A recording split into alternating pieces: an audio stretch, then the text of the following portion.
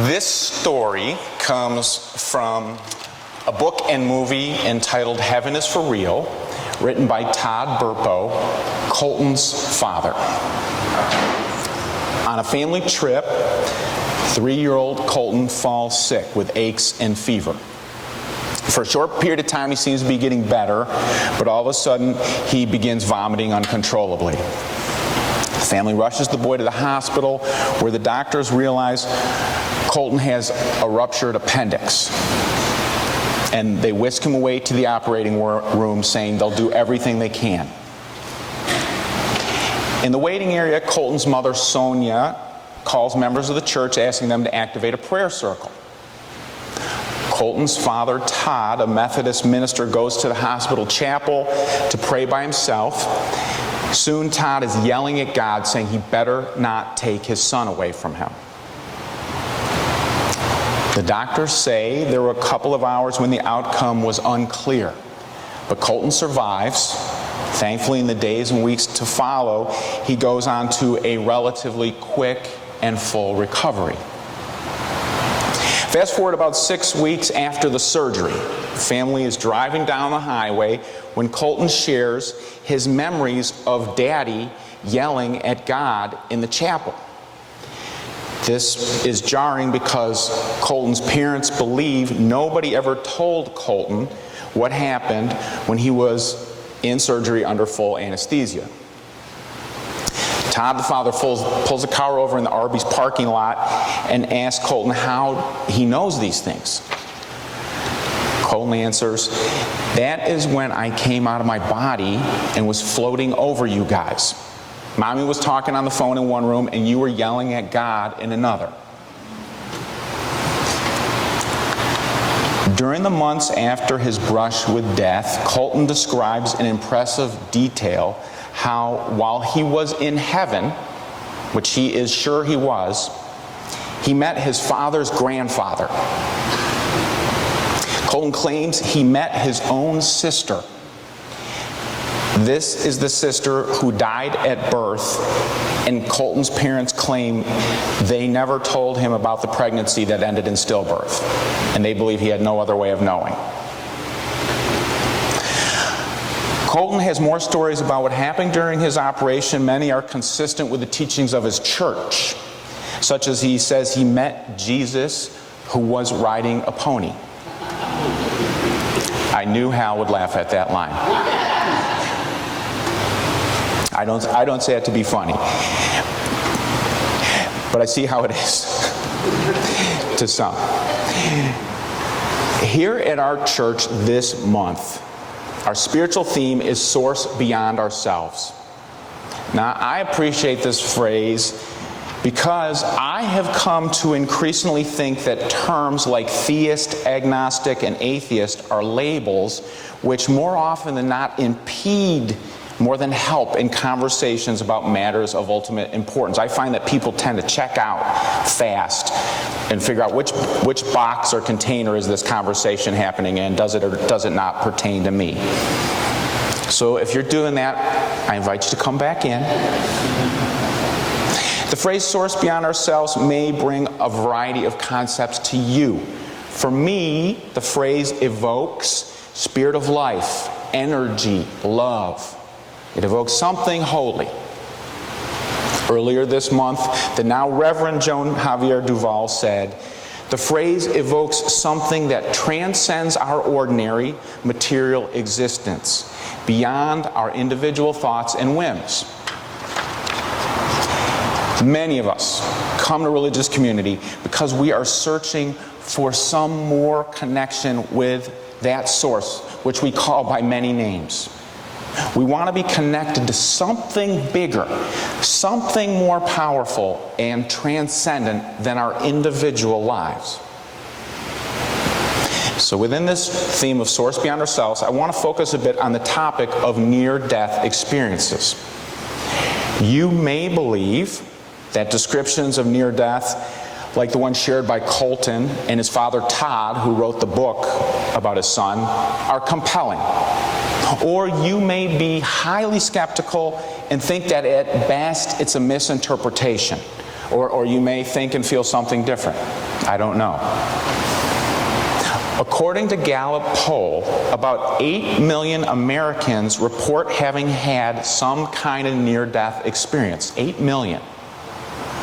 Religious folks and scientists debate what can and cannot be proven about these experiences and the stories tied to them.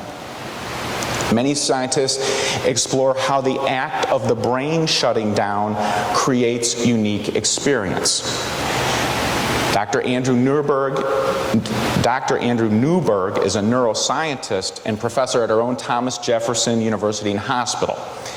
Newberg emphasizes that most ideas in this area, including his own, are ultimately guesswork. But given that, he says it's possible that visions of heaven are merely chemical and neurological events. When people are dying, two parts of the brain that usually work in opposition to one another often begin to work cooperatively with one another.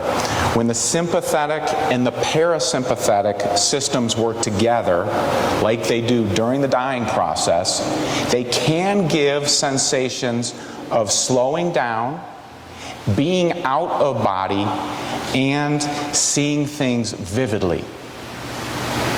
Now, I would love to see a study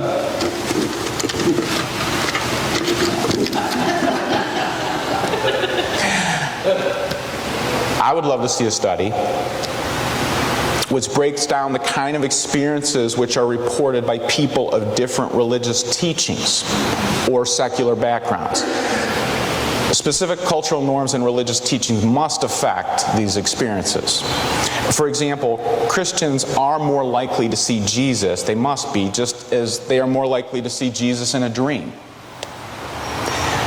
Stories imparted on us in our particular cultural settings are sources beyond our individual lives, which affect us.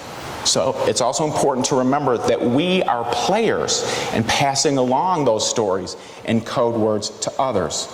So we are part of Jeff's source beyond himself. And you all are part of the source beyond me. And that's true for our children and everybody. We have a role in this.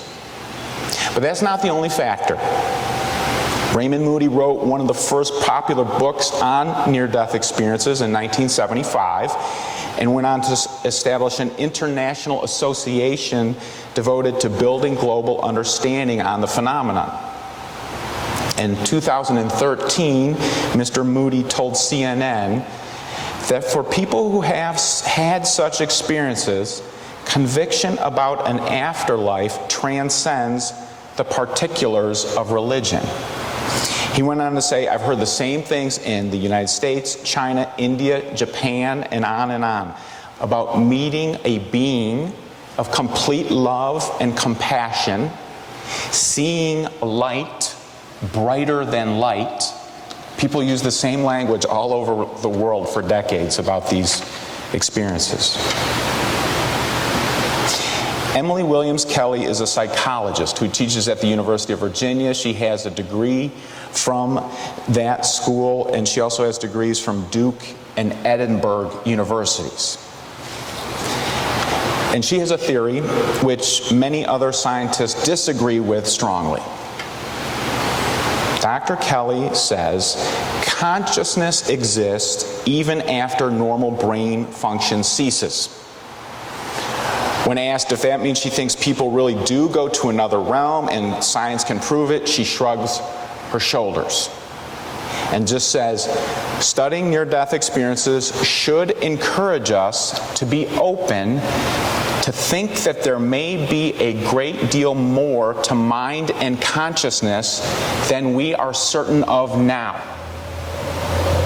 Be open to think there may be a great deal more to mind and consciousness than we are certain of now. I think it's highly probable that we are far from knowing everything there is to know about those.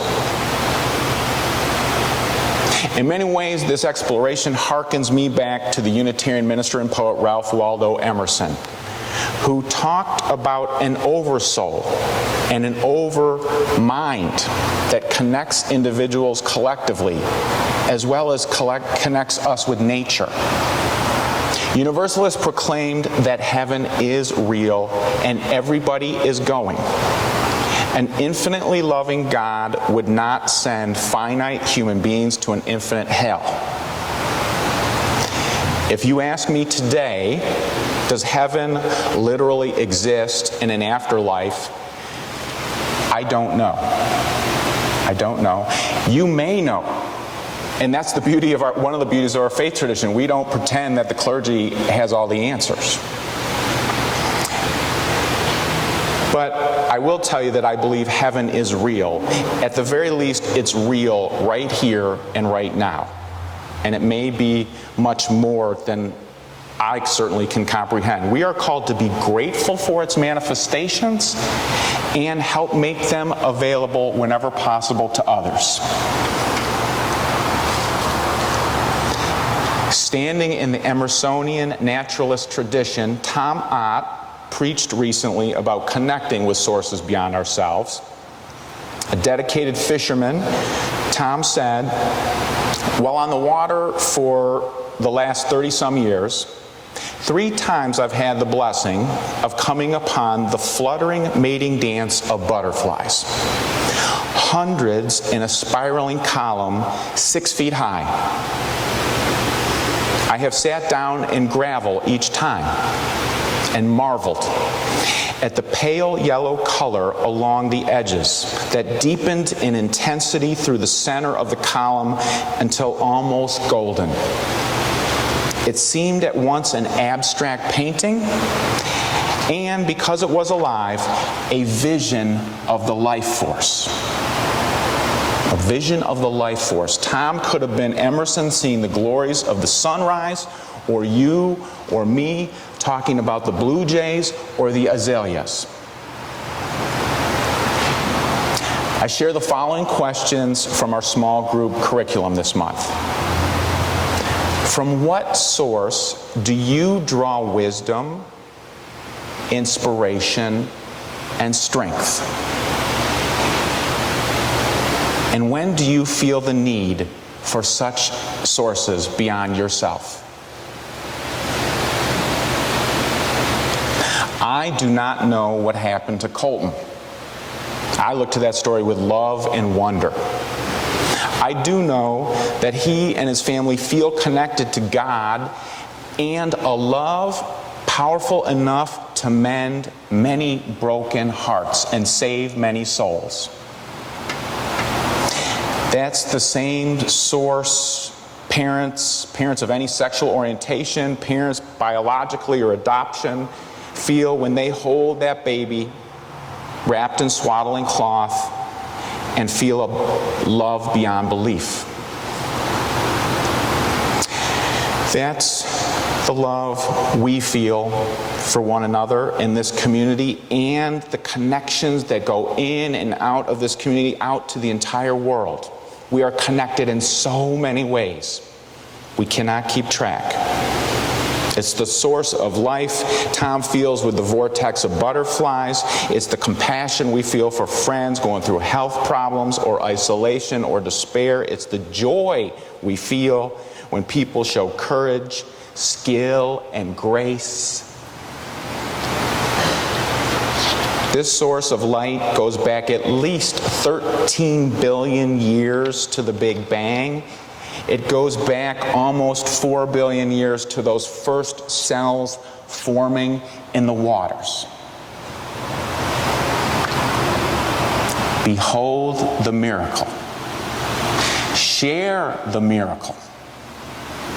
May we drink the nectar of each hour. And may we be of service and offer a cup to thirsty friends. Blessings be. Amen.